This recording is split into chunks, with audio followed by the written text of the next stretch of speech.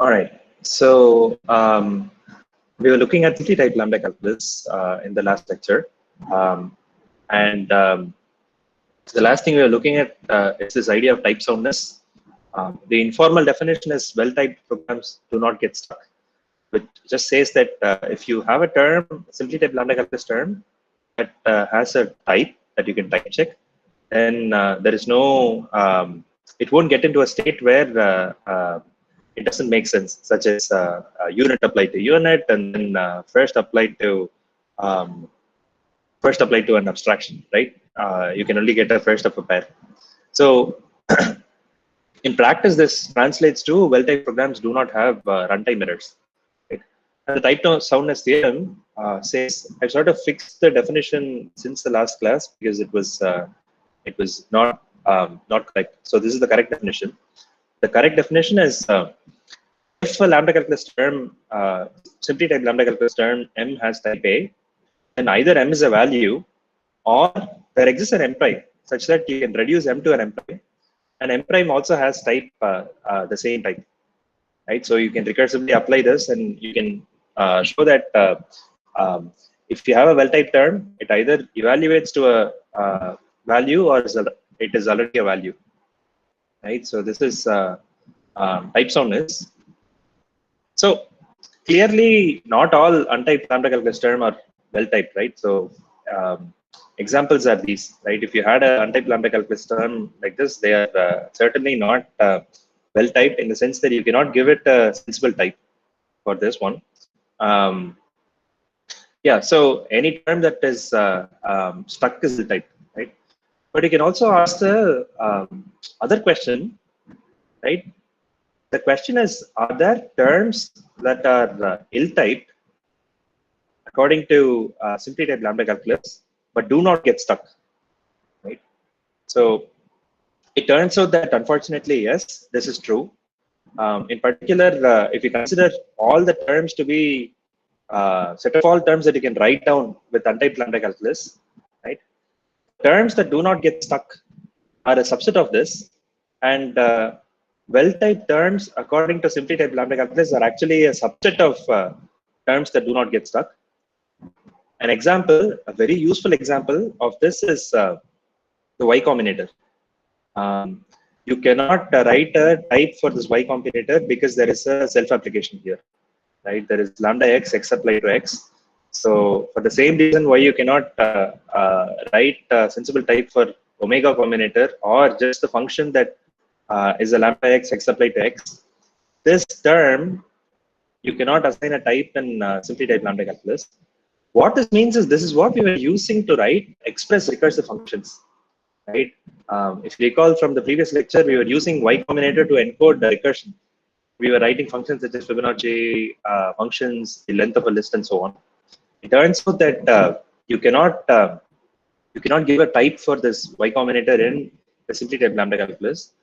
And really, there is a surprising result which says that every well-typed simply type lambda calculus term terminates, right? So if you have, there is no notion of contamination. If you have a well-typed lambda calculus term, then it is strongly normalizing. It always evaluates to a value, right? It sort of rules out useful programs as well. So does that mean that we cannot write like non-terminating programs with types? Clearly, no, right? So we can certainly write non-terminating programs. For example, consider OCaml, right? OCaml has sensible types, but we can write non-terminating programs. The way we sort of do that is by adding recursion as a primitive. So this recursive type, this recursion must be added as a primitive to simply type lambda calculus, just like we added first and second as primitives in this lecture, right? So we cannot encode it using other existing primitives. We have to sort of add it as a feature in the core language, and that is how OCaml does it. So recursive types are a primitive in OCaml type system. So it would be the same with simply type lambda calculus extended with recursion. Okay, so So that's that. So the reason why Lambda calculus is so interesting is not just because it is useful for programming, right? We write programs in OCaml and we want to statically ensure that the programs don't have a large class of bugs which are caught by the compiler, and hence types are useful. But it turns out that the types also have very deep connections to propositional logic, right? So here is a question, right? Consider the following types. I have 7 types here. The question is, can you write down closed terms for these types? So what I'm asking is, can you write simply type lambda calculus terms that will have this type? You can work it out in your own time, but I'm going to give you the answer. So it turns out that for the first 5 here, you can indeed write programs, and the programs are here. But for the last 2, right, 6 and 7, you cannot write a program like a lambda calculus term, closed lambda calculus term that has this type, right? In particular, there is a much stronger result. The result is that for these types, there does not exist a closed term that has this type, right? So you cannot. There does not exist a program which has this type. I mean, this is very fundamental, right? So how do I reconcile this understanding? I tell you, there are no programs which have this type. Why? So we can sort of ask a different question, right? We can say, in our simple types that we've been seeing in this lecture, replace your arrow type with logical implication, right? This is logical implication that you've studied in just mathematical logic, and replace your product type, right? The pair type with conjunction. Okay, so if you sort of take these types and just do that transformation, you will end up with these propositions, right? And the question that I want to ask now is, which of these propositions are valid, right? And we know how to answer the validity question, right? What is valid? Valid propositions are those for which any assignment of true and false to any of those variables will always give you true, right? Will always evaluate it true. So I'm asking whether these terms are valid, right? It turns out that the first 5 are valid, but the last 2 are not, right? For example, A implies A and B, right? You can always pick A to be true and B to be false. So this would be true implies false, which is hence 6 is not valid. And the same way, you can pick A to be false and C to be false here, and you can derive false there. So that's also not valid. So if you sort of stare at this observation, right? So it turns out 1 and 5 are valid, and 6 and 7 aren't. And this is the same answer that we arrived here, right? So where the examples, the types 1 to 5 had a program, but 6 and 7, there is no program with those types, right? So this is quite interesting, right? Yeah, observe this correspondence. So this is the same propositional logic formula, right? 6 and 7 are not valid, and here we have 6 and 7 don't have a term. You cannot write a term which have the types mentioned in 6 and 7. So where is this? So this is an interesting observation, but why does this sort of correspondence exist? So let's say I give you the proposition A and B implies A, and I ask you to prove it, right? How do you prove it? You assume that A and B holds, right? And because A and B holds, and we know what conjunction gives you, right? Both A should hold and B should hold. Only then A and B can hold. Hence, by just picking the first conjunct, you can derive A, right? And hence the proof. If you sort of consider the program, right? This particular program, it says that take any X, which is a pair of A and B, and then extract the first set of x, which will be a. This sort of mirrors this proof, right? Observe that the reason that we are using, right? Assume a and b holds is like you have a variable in hand, the value in hand, which has type a and b, right? And by the first conjunct, right? So you're sort of saying, okay, extract the first one from this conjunction that also holds, hence the proof. And here we are saying extract the first component of the pair, right? And what is the type of this program? So this program has type. It takes a pair a times b, and then it is a function, right? So it returns an a. So now observe the correspondence between this type and this proposition, right? And use the rules that we described earlier. Replace all conjunctions with the product type, and then implication with the arrow type, and you arrive at something very similar, right? So what we end up having here is what is known as Curry-Howard correspondence, right? And correspondence sort of is a correspondence between simply type lambda calculus and the propositional logic. In particular, Curry-Howard correspondence says that proof is to proposition as program is to a type, right? So as proof is to this proposition, this program is to this type.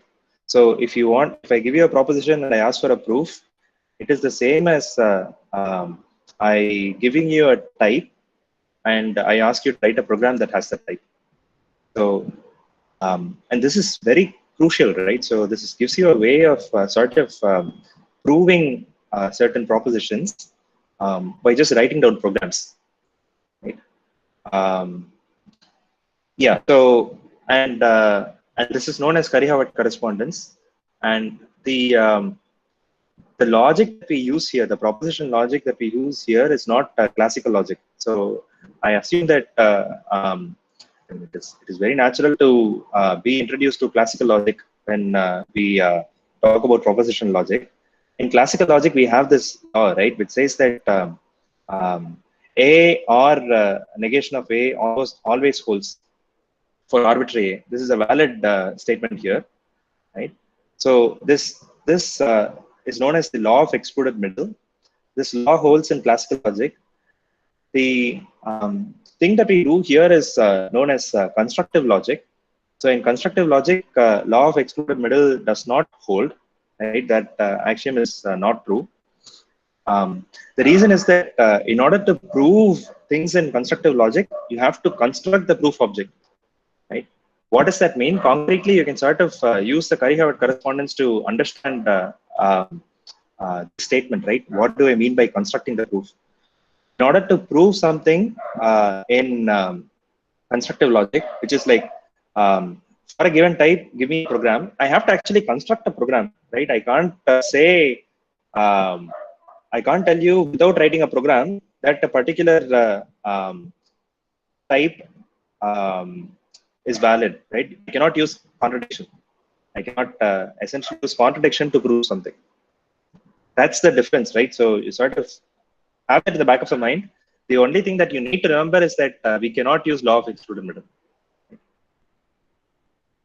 Okay, so how does constructive logic look? So this is going to be a sort of a little bit of digression, but I will sort of jump right back to what we had seen earlier, right? In constructive logic, we have formulas, right? So we have so interpret this as implication, right? So this should be A implies B, and then we have disjunction. We have true, right? I have not added false for a particular reason. The ideas will become clear as we go along through the lecture. And then you can have atomic formula, right? Sun shines is an atomic formula that is always true. So and you can so we write down a derivation in this logic, right? We use this syntax. It says so A1, A2, A3 up to AN are assumptions, right? And X1, X2, Xn are just names for those assumptions, right? And the way to read this is under the assumption that A1, A2, A3 up until AN holds, A holds, So that is the reading of this. I'm sort of using the same constructs that I've used in type checking, and there is a reason for this. It will become clear. So here is an example, right? I can write, assume that C holds, right? And I give this assumption a name C. I'm not going to use this in any interesting fashion, but the name still is there. Assuming C holds, right? I'm saying that given A and B holds, A and C holds, right? This is true, right? The proof is going to look something like this. So given A and B holds, I know A holds, and from assumption, I know C holds. So given that A holds and C holds, A and C holds. So hence the proof, right? So this is sort of the shape of the constructive logic. And just like we wrote down the inference rules, we can write down the deduction rules for constructive logic, right? So the idea here is, okay, so there is a question. Srisha says, sir, as excluded middle does not hold this. No, no. Good question. So you cannot take that as an axiom, is what I meant. So A implies A holds, but in order to show that A implies A holds, you have to construct a proof. So again, this is very abstract. So think of use Curry-Howard correspondence, right? If I want to show that there exists a function of type int-arrowint, I actually have to write a function that has a type int-arrowint. So I can give a successor function as a proof for that proposition. I cannot use law of excluded middle as a proof technique, right? I cannot say by contradiction something holds. I always have to provide a proof. Okay, so that's the answer to that question. Yeah, let me get back to this natural deduction rules. I mean, they're organized in a way that they mirror the type checking rules, right? So what I'm saying here is, under certain assumptions, if A holds, then A holds. This is axiom. True always holds, right? And if you assume that A implies B holds and A holds, then you can show B, right? And under the assumption that A holds and something else, if B holds, then under the same set of assumptions, gamma, A implies B holds, right? Because A holds, if A holds, and set of assumptions gamma holds, if you can show B, then it must mean that A implies B holds. So if you if A and B holds, then A holds. If A and B holds, then B holds. These are elimination rules. And then if both A holds and B holds, then A and B holds. Right? These are natural deduction rules. This is what you studied in your logic lectures, right? And observe that this closely corresponds to the type checking rules that we had already seen, right? The variable rule corresponds to the action rule here. The type checking rule for unit corresponds to the true proposition rule for true proposition. True always holds, right? And the application rule mirrors the implication elimination rule. So what is happening here? For example, if you sort of take a look, you ignore everything before you ignore the proof, right? This is sort of the proof. The term is the proof. So if you sort of ignore the proof and drop this mn colon m colon and n colon, you will have something that looks exactly the same as this one, right?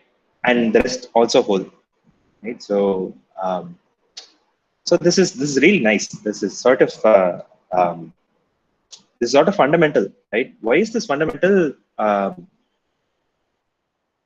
This allows Curry-Howard correspondence allows one to switch between the type theoretic view of the world, where you have types and programs, and the proof theoretic world, where you have propositions and proofs. So you can change between these two worlds at will, right? We know exactly what operators match to which one. So so just like I answered Trisha's question, right? So does that mean that A implies A does not hold? You can just think, oh, is there a program that has the type A to A? We know such a program, right? Identity function is the proof for is a is a proof, but also a program that has a type. This is not just a theoretical study, right? So there is a area of programming language study called program verification, right? Where you essentially write your programs, but also write specifications about the program and prove that the program satisfies the specification. Right? We are already doing that sort of. We are already using type checking. Right? Whenever I ask you to say this function has type int or int, in order to start, if you sort of looked at as a specification and you write some program, the type checker is actually checking whether the given program has this type, right? So the specification, which is the function type int or int, is matched against the function implementation, right? The type inference actually goes ahead and checks that the program has satisfies the specification. So we are looking at simple types, right? And the proposition logic.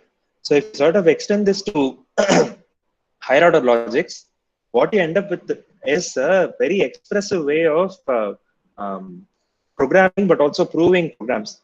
And this underlies the concept of tools such as theorem provers and proof assistants, which allow you to prove things about program. There are a lot of proof assistants out there, such as one called Coq, which is written in OCaml, and then Whole Isabel, all of which, right, sort of are built on this Curry-Hubbard isomorphism principle. And yeah, so that sort of a practical relevance as well. Yeah, good question, Srisha. So, sir, are disjunctions not allowed? They are allowed. You can. It's a really good question. It nicely leads on to, I think, my next slide. Yeah. Okay. Yeah. Okay. So, so yeah. So, what is the duality here? In simply type lambda calculus, we have types. In constructive logic, we have propositions. The unit type corresponds to true. The product corresponds to conjunction. Arrow type corresponds to implication. Programs are proofs here, right? And when you reduce programs, when you evaluate programs, right, that is equivalent to doing proof simplification. You might have a complicated proof. You might write the proof in a very short form. That is exactly the same as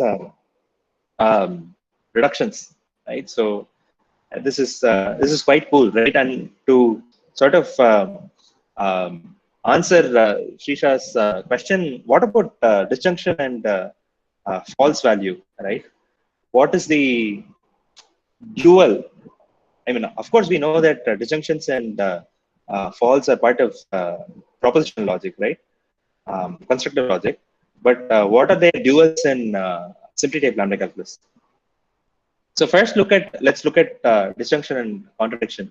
Let's extend the natural deduction rules that we had written with disjunction and contradiction. So what does disjunction say? So it says that if you have A, then A or B holds, right? Similarly, if you have B, then A or B holds. And this is a rule for disjunction elimination, right? So it's called elimination because there is a disjunction in the premises, but not in the conclusion. And the way we sort of organize this is a little bit strange, but it's there for a reason. We say that, okay, so I tell you that A or B holds, right? Either one of these is this is holding, right? And I tell you that assuming A, you can show C, right? And along with other assumptions. Also, assuming B, you can also derive C, you can show C. Which means that under all of this, I can always say that C holds. Why? Because from just the assumptions in gamma, I can show that A or B holds. And assuming A, I can show C. But also assuming B, I can show C. Just with one of those, I can show C. Which means that from the original set of assumptions, I can show C. Right? So this is how we describe lambda. Sorry, we describe disjunction elimination. And what is contradiction? Contradiction just says if you derive a false, you can prove anything, right? So if under the set of assumptions, you can derive false, the set of assumptions is inconsistent, right? In which case you can just show anything false. So this is contradiction elimination, right? Yeah, the thing to notice here is there is an elimination rule for contradiction, and there is an introduction rule for the true, right? But they're sort of duals of each other, and that is why we have introduction for one and elimination for the other. Okay, so this is disjunction and contradiction. What do they correspond to in a program, right? What is the type theoretic view of this proof theoretic disjunction and contradiction? It turns out that disjunction is corresponds to some types, right? Some types that we've seen in OCaml. In particular, let's extend simply type lambda calculus with the OCaml equivalent of the following sum type, right? We will sort of encode a specific sum type. But the idea is you can keep extending this with this to encode arbitrary sum types, but that's not important. We are just going to focus on this particular sum type, right? We have the sum type called either, right? Which has two type variables. I think this is the first time you're seeing two type variables. Usually, if you recall how we encoded lists, right? We write type code list. If you have more than one type variable, we just write the two type variable in this syntax, right? Open bracket, one type variable, comma, another type variable, right? So this either type has two type variables. And what are the constructors for this either type? It is either INL, which you read it as in left of the quote value, or INR, which is in right of quote B value, right? So that's the type, if you, and the type is the same as that. So what are the values? If I do INL of 0, right, I'm sort of giving you the value for the left-hand side. So I know the type for the left-hand side, but the right-hand side is still unresolved, right? So OCaml infers the most general type for this. So we get int, comma, quote either, right? We get int because we said the left-hand side contains an integer value, right? So the right-hand side is not defined. So it is int, comma, quote either, and the value is the same. Similarly, you can do the right-hand side as well. INR false, it's you. Left-hand side is not specialized, but the right-hand side is Boolean. So you get a alpha, comma, Boolean either value, right? So that's the construction, right? So this is how you construct things. And how do you rip them apart? You destruct it by the math syntax, right? Here is a function foo that takes an e, which is an either value. It matches e with either the left or the right, right? Here I'm just assuming that the left one is a integer and the right one is a floating point number, and I convert both of those to a string, right? And string of int and string of float are OCaml standard library functions to convert int and float to a string, right? So both of the branches return a string. Hence, the type inferred for this foo function is int for the left and float for the right, right? So int, comma, float either to a string. Okay, so this should be fairly obvious. So how does this tie to disjunctions? So here is how we extend simply type lambda calculus with the OCaml equivalent of this either type, right? Just like we have the type here, which says either A or B, we extend the type syntax for simply type lambda calculus with this disjunction type. I use plus because it is sum. I use the x a product for times for the product, so I use plus for the sum, right? And the terms, just like I had the constructors and the destructors, I'm going to extend it exactly the same way. So the destructor is a match, right? It's a match of the left-hand side, right, with the variable binder. And because everything is a simple type here, we have to provide a type for this binder as well. The analog here is think about how we added type for the binder that is introduced in the Lambda abstraction, right? We write lambda x colon a is something. Similarly, we are introducing a binder here in x. This is very similar to this in L here, right? And they say that this x has type A, and what am I going to write on the right hand side is some arbitrary expression n, right? Lambda term n. And similarly, the second constructor is INR y, which has y has type B, and the right hand side is an arbitrary lambda term p. Okay, that is the destructor. The constructors are the two values INL and INR, right? INL and INR, and those take arbitrary lambda terms, but they are also annotated with the type for the other side. This seems a bit strange. So INL says, okay, I am going to describe value that is going to go on the left-hand side, right? And the type for the right-hand side is B. This seems a little bit strange. Let's come back to this in the next slide, but that's the meaning of this, right? Similarly, INR says, I'm going to give you the value for the right-hand side of this either, and the type for the left-hand side is A, right? That's the way you read it. The reason for that will just become clear. So another point to note here is just like first and second, there is no polymorphism in simply type lambda calculus. So INL and INR are keywords, right? You cannot encode in left and in right as constructors. So we had seen this Morgenson-Scott encoding towards the end of this lambda calculus encoding lecture.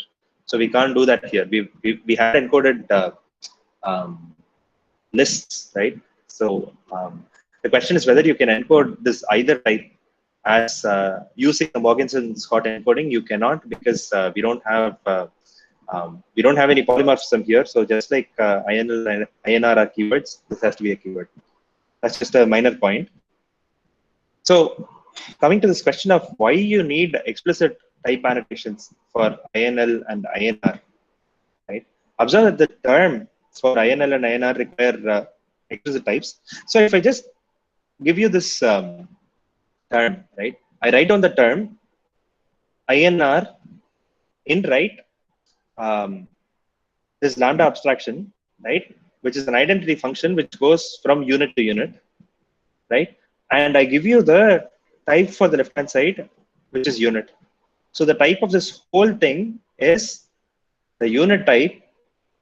And because I'm describing some type, I get a plus. And the right-hand side type is the abstraction that goes from 1 to 1, right? This function type whose argument type is 1 and the result type is 1. So the trouble with simply type lambda calculus is unlike OCaml, right? In OCaml, we did not give this explicit type here for the other side. I just write INL0. I don't specify the type for the right-hand side. Similarly, INR, I don't specify the type for the left-hand side. But you can see that the way OCaml fills this in is through polymorphism, right? It says, I have this notion of a type variable, right, which stands for a placeholder, right? We don't have type variables in simply type lambda calculus. Our type syntax does not have variables at all. So we cannot express a type like this, right? I cannot write down int plus quote A in simply type lambda calculus. And that's the primary reason why we write down these types for the other side explicitly. Right? Just to say why, right? So if you sort of throw the type annotation for the other side. So this INR lambda x is the same as this term. I've just dropped the type for the left-hand side here. If I drop this type, then all of these types are valid, right? I have not described what the type of the left-hand side one is. So you can give this term 1 plus 1 arrow 1, or 1 arrow 1 plus 1 arrow 1, or 1 times 1 plus 1 arrow 1. All of these are equally valid. But in simplified lambda calculus, we have to have a unique type. In particular, we don't have polymorphism, right? We always have to pick a unique type. So in order to break this type, we actually expect the term to carry the type for the other side, the missing side. Okay, so this is just the description of how to extend simplified lambda calculus with the terms for the sum type. Okay, and the next thing that we added is contradiction, right? How do we add contradiction to simplified lambda calculus? We extend the type with a type called 0. So the type for true was just 1, right? The unit type, we have 1, and this 1 is sort of indicative of the fact that this type 1 has a single inhabitant, right? Similarly, when we add contradiction to simplified lambda calculus, we use the type 0, right? And we pick 0 as the name for this type because it is uninhabited, right? We just have a type which has no values. That's the meaning of this 0. And for the terms, we introduce a very curious operator. We introduce this box AM, right? This box AM, the meaning of this box AM is saying, take whatever term this is, cast that to a type which is A. So, for example, I can write down a term which has a unit here, and I can say that I will cast this to a function type. This can be an arbitrary type, right? I can say this unit is now type 1 arrow 1. It seems very, very strange at first. You should be very surprised because this casting is not something we allow in OCaml, right? This casting just smells like a very bad idea, right? So let's look at how we reconcile adding contradiction to the language and still not lose type safety. So in OCaml we cannot do casting because type safety is important. When your program type checks, it doesn't check fault, but this casting might seem like it might go wrong, right? And in fact, you can write this type in OCaml.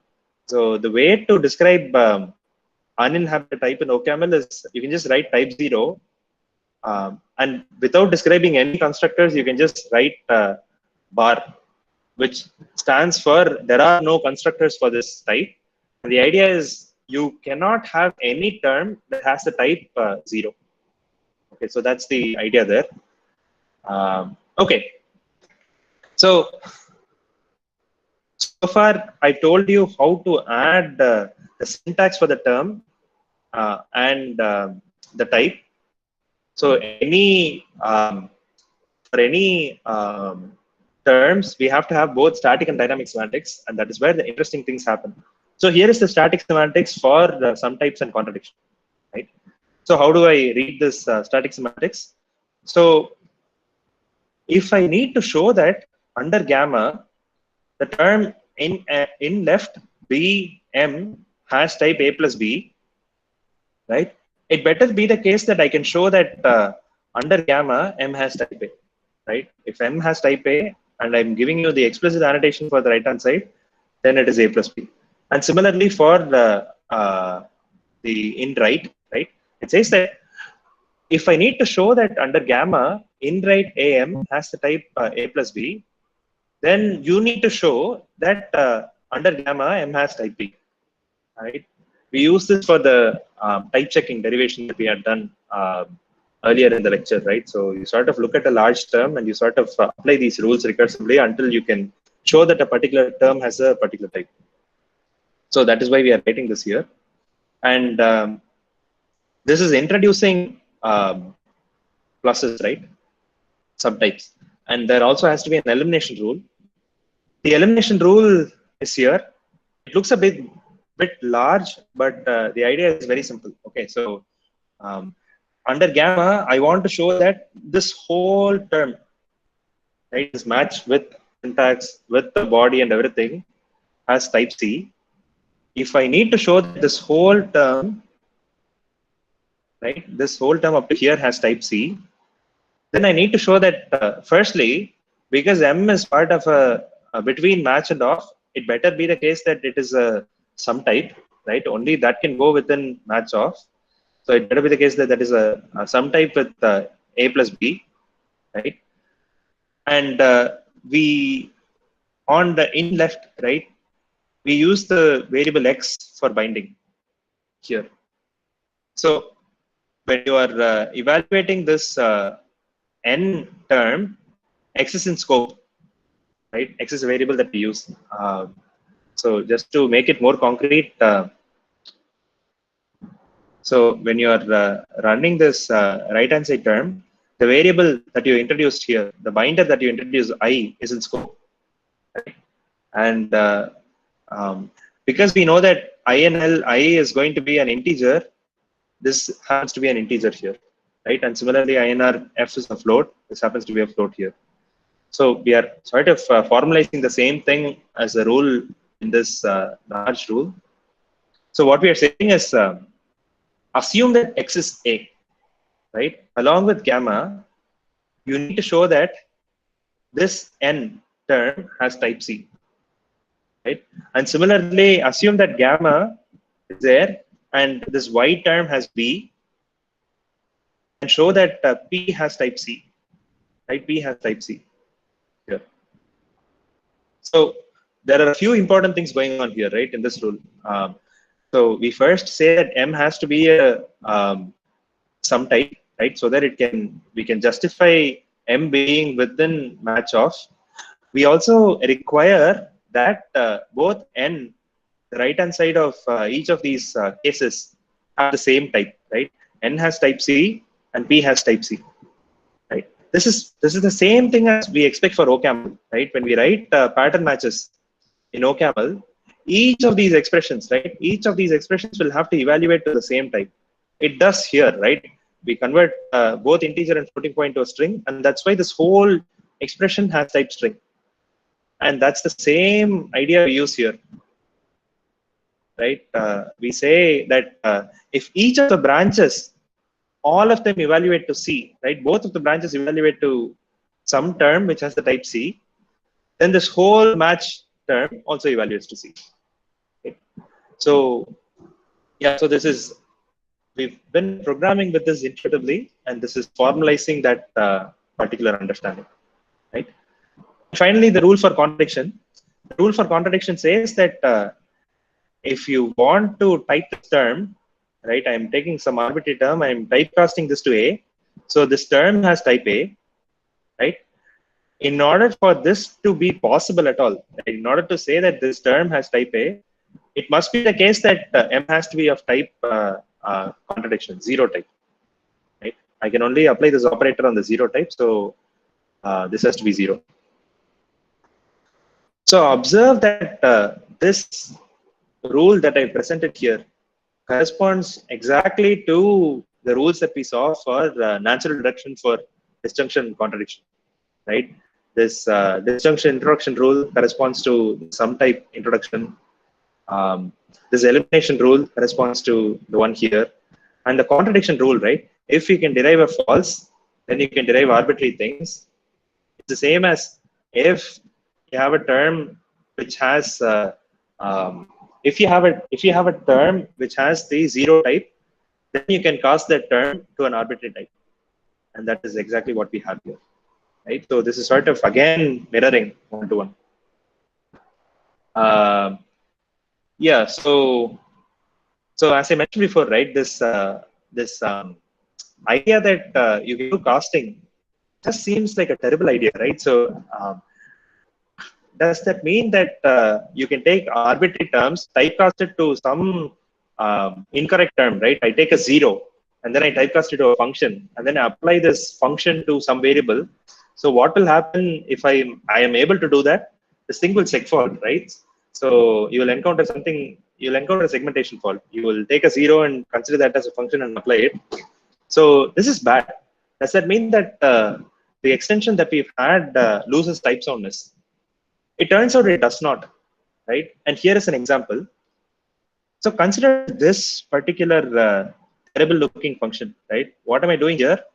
This function takes a x, which is a 0, which is a value of type 0, and converts this to a function type, right? Unit or a unit.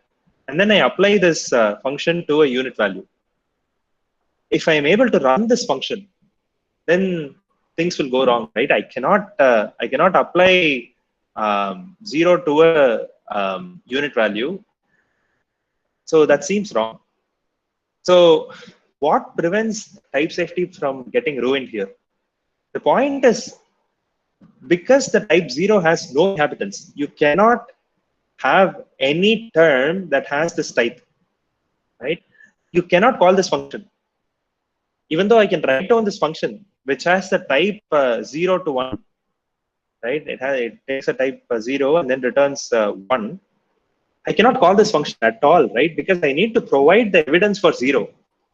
So this corresponds to saying, prove me false by construction. You have to provide a proof for false, right? You cannot do that because of Curry-Howard correspondence. I can just say that by definition, 0 is an uninhabited type. There are no values which have this type. So you cannot call this function.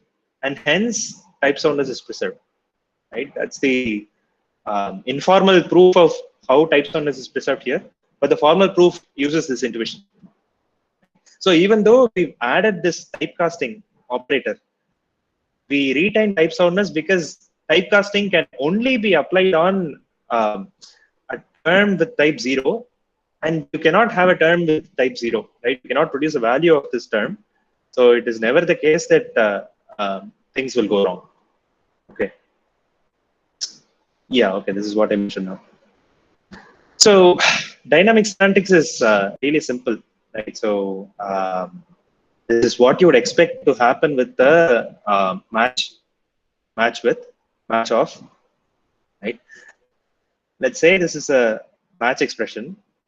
If you can reduce m, then go ahead and reduce m, right? If you can reduce m, first go ahead and reduce m. So the rest of the terms actually stay the same. It only reduces m to m prime. If you fully reduced m prime, m, and m happens to be a in left constructor. It's a value with in left, right? So you should evaluate the right hand side of the this case, right? You need to evaluate n1, but while doing that, we have this variable that comes in scope, right? This x1 that comes in scope. So what you need to do is wherever x1 appears in n1, you have to substitute that with m prime, right? That is precisely what we write here. So the meaning of this reduction when m is in left is it is n1 wherever you find x1, substitute that with m prime because m prime is that term. And similarly for right hand side. So if the thing here is the value in right m prime, we are going to evaluate n2 where we replace all occurrences of x2 with m prime.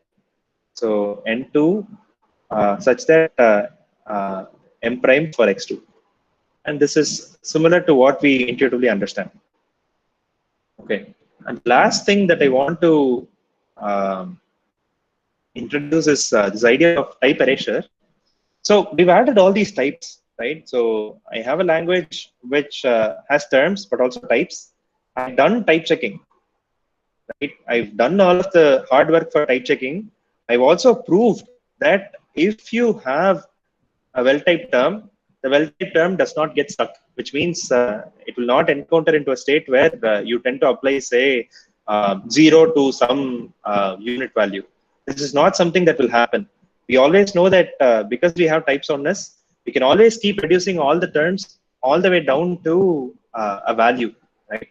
So all of the machinery that we've introduced for types need not be present at runtime because the type soundness proof gives us the safety. And this is practically useful Because once you actually show that a program is type checking, you can throw away all the types at runtime. This is what happens with OCaml, right? Even though OCaml has expressive types, it does no sort of type checking at runtime. So this concept is known as type erasure, right? What happens here? The idea of type erasure is compilers drop the types in the compile form of the program. When you run the program, there are no types because you've done all of the hard work for type checking at compile time. And type soundness ensures that the program will not go wrong. You can sort of write a translation from simply typed lambda calculus to untyped lambda calculus by ignoring types, right? So I define this as an arrays function. So if it's a variable, it's just a variable. If it's an application, go ahead and erase in both of the terms. If it is the lambda with the type annotation, right? So drop the type annotation, right? And if it is in right with the type annotation for the other side, just drop that, right? Erase. It should be something like this. So it is in right, erase of m. So of course we didn't see in right and in left in untyped lambda calculus. I'm sort of assuming that you extend untyped lambda calculus with in right and in left. So what does type erasure actually provide us, right? When you have type erasure, you have two nice properties. It says that let's assume m is a simply typed lambda calculus expression, right? And if you can reduce m in simply typed lambda calculus to m prime, right? Because of type soundness, if you erase the types of m to obtain a untyped lambda calculus term erase of m, you can reduce it in untyped lambda calculus reduction semantics to get m prime, erase of m prime. This will be the same as taking m prime and erasing the type. All this diagram captures is that it captures the safety, right? So if you have an interpreter that interprets your simply typed lambda calculus all the way to m prime, so then if you just erase the types and you run that erased program through untyped lambda calculus interpreter, you would reach a term which is just the term that is obtained by erasing the types in the result of simply typed lambda calculus. This is important. What's the practical relevance? It just says that if you have some semantics for the type program, you can erase the types and still have the semantics preserved by an interpreter that potentially can get stuck, right? In untyped lambda calculus, we saw a lot of stuck terms. You can apply 0 to 0 and that is stuck, right? But we have the property that just because we've done type checking, this does not happen, right? So that's the important bit. And this is the reason why languages like OCaml and Java does not need to perform type checking at runtime. Actually, C doesn't do type checking at runtime, but it goes wrong, right? And the same thing has the flip side as well. So this is going from simply typed lambda calculus to say something about untyped lambda calculus terms. And this is saying something about untyped lambda calculus, right? So if you take some term m, you erase it to get the untyped lambda calculus term erase of m. If you reduce it by untyped lambda calculus to n prime, then you can go from the original term m, reduce it by simply typed lambda calculus to get m prime, and if you erase that, you will get the same n prime. So this is sort of giving you the dual property. So you can go in both directions. So this is sort of matching the semantics of STLC to UTLC, but also UTLC to STLC. Okay, the last thing that I want to say, I'll just finish. I know I'm taking a little bit of more time. I'll just finish with this slide. I think we don't have any other slide. So what is all this typing actually providing us, right? So in a language like OCaml, Haskell, StandML, which are statically typed languages, only well-typed programs are allowed to run, right? In OCaml, you will face a lot of problems trying to convince the type checker that your program is well-typed. And when your program is well-typed, type soundness holds, so program does not get stuck. There are no segfaults. The properties that your program says will hold. But C doesn't do anything, right? It has some type system that sort of is best of it, and then it can segfault happily. But if you think about other set of languages, right, dynamically typed languages like Python, Clojure, Perl, JavaScript, Lisp, and R, and all of these languages, they don't have static type checking, right? When you write a Python program, you just start executing it, right? But it can enter into a state where it can say, I expect a string, but you provided me an integer, right? And it'll throw an exception. But Python program will not segfault, right? Python program will not go ahead and say, I'm going to convert this, say, null pointer into an integer, right? It will never do that.